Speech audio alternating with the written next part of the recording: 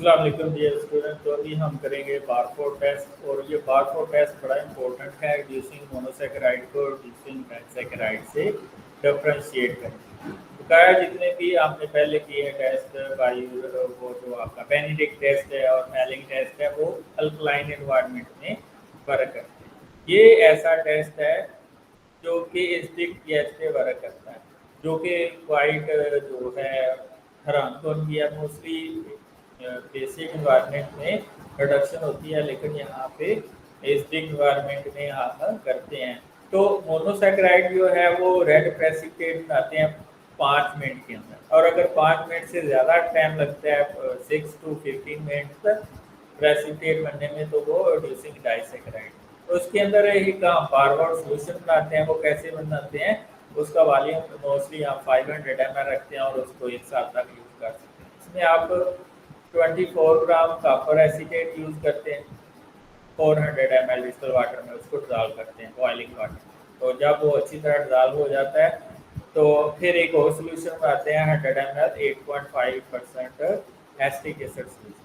ठीक है, फिर जब ये वो डिजॉल्व हो जाता है दोनों को मिक्स कर देते हैं, तो ये आपका बारकोड सोल्यूशन बन जाता है। अगर आप कम वॉल्यूम में बनाना चाहते हैं, लेट्स सपोज कि 100 ml के लिए, तो 100 ml में आप इसको ये फोर से डिवाइड कर लें। ठीक है, तो ये कितना आएगा, 8 ग्राम लेंगे, उसको 80 में डिजॉल्व करेंगे और यहाँ पे आप जो 20 ml के लिए 8.5% बनाएंगे। ठीक है, तो दोनों को मिक्स करेंगे, ये आपका बारकोड सोल्यूशन बन गया। तो इसमें आपने क्या करना है, 3 neat and clean test tube लेनी है, एक को कंट्रोल रख लेना है, एक में आपने मोनोसेकेराइड डाल देने और एक में डाइसेकेराइड डाल देना। ठीक है, दोनों में 2 ml बारकोड सोल्यूशन डाल देना। ठीक है, और फिर जो 2 टेस्ट ट्यूबें होंगी उसमें एक में मोनोसेकेराइड 2 ml डाल देना और दूसरे में डाइसेकेराइड। फिर बॉयल करना है। अगर 5 मिनट में रिजल्ट आ जाते हैं तो वो रिड्यूसिंग मोनोसेकेराइड है, और अगर 6 to या 7 to 15 मिनट में आते हैं रिजल्ट तो वो रिड्यूसिंग डाइसेकेराइड। इंटरप्रिटेशन क्या है कि जो अगर रेड प्रेसिपिटेट आ जाते हैं 5 मिनट के अंदर तो वो मोनोसेकेराइड है, और अगर 6 to 15 मिनट में आता है तो वो रिड्यूसिंग डाइसेकेराइड। तो पहले हमने जो टेस्ट किया है रिड्यूसिंग शुगर के लिए, वो हमें डिफरेंशिएट नहीं करते कि मोनोसेकेराइड कौन सा है, लेकिन ये हमें डिफरेंशिएट कर देता है रिड्यूसिंग मोनोसेकेराइड कौन से और डाइसेकेराइड।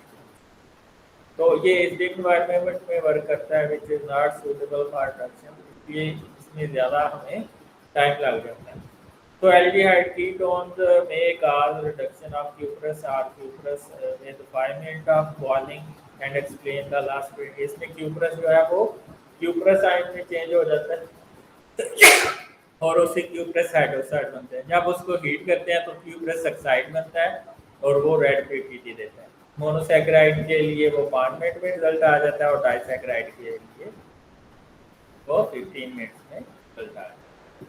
तो इसमें क्वेश्चन कौन से मांग सकते हैं, तो बारकोड टेस्ट और उसके इन्फ्लुएंसेस और प्रिंसिपल लिखें, प्रोसीजर या रिजल्ट लिखें, और इसमें कौन कौन से रीजन यूज होते हैं वो उसके अंदर लगा सकते हैं। आप एक वीडियो देख लेते हैं। इसमें हमने एक डिस्टल वाटर को कंट्रोल दिया है, एक माल्टोज और एक ग्लूकोज। ठीक है, तो इनको जब हमने हीट किया इसमें 5 मिनट के बाद पीपीटी बन गई थी, और इसमें हमारे पास तो आपका माल्टोज था, उसने अंदर 15 मिनट बाद ये बॉइलिंग वाटर में रखा और फिर टाइमर लगा। ये हमने बॉइलिंग वाटर में रखा और इसमें टाइमर लगा दिया। ठीक है,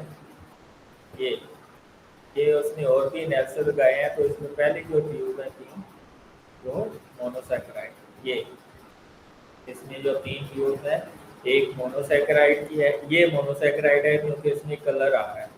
ठीक है, जल्दी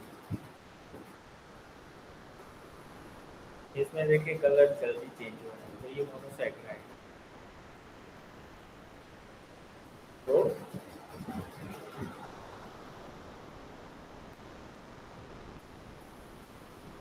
तो ये मोनोसेकेराइड है, इसमें जल्दी कलर चेंज आ गया, और ये डाइसेकेराइड है, इसमें काफ़ी देर बाद रिजल्ट आया।